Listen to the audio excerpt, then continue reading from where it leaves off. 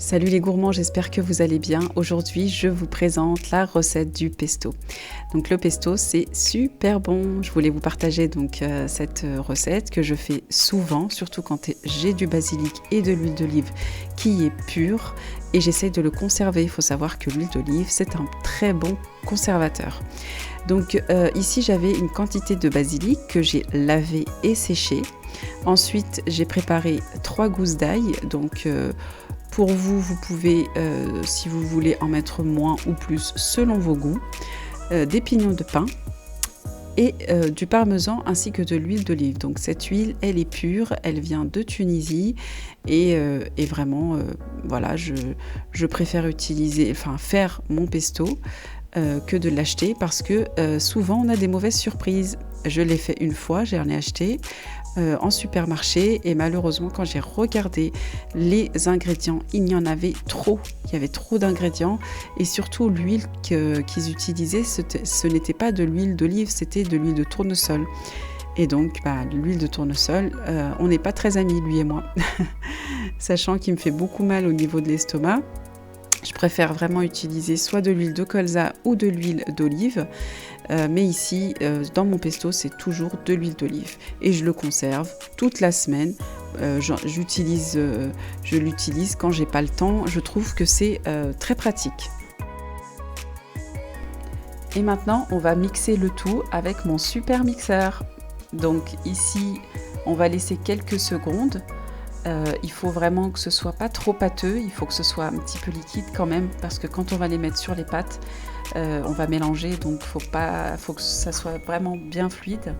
Là j'ai vérifié et il y a encore des feuilles qui sont restées intactes, donc on va recommencer. J'ai rajouté de l'huile d'olive pour que ce soit un peu plus liquide et on remixe quelques secondes.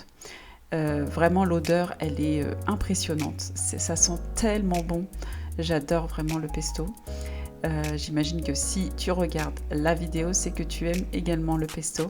C'est vraiment rapide, c'est vraiment un gain de temps aussi dans la semaine quand tu n'as pas le temps de cuisiner. Tu sais que tu as quelque chose de bon, de frais, de fait maison et vraiment quoi de mieux que de l'huile d'olive avec des herbes. Vraiment c'est que du bonheur. Donc voilà, là je remixe encore une fois et dès que j'ai la bonne texture, à ce moment-là, c'est prêt et tu peux mettre ça dans un pot. Donc là j'utilise un pot en verre propre et puis là je verse à l'intérieur. Et je vais ajouter également encore de l'huile d'olive pour vraiment bien conserver parce que c'est vrai que les herbes, en fait, elles ont tendance à noircir si on les laisse à l'air. Et moi, en fait, ce que je fais, c'est que vraiment, je vais continuer avec l'huile d'olive pour qu'on en ait en fait au niveau du dessus et pour que ça se conserve bien.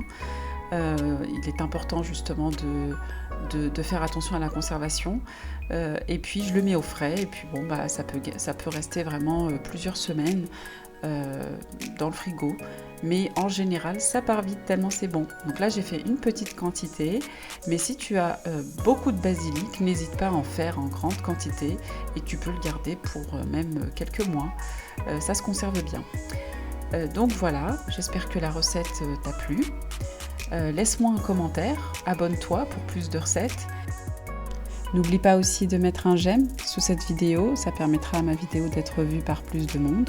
Je te dis à très bientôt pour une nouvelle recette.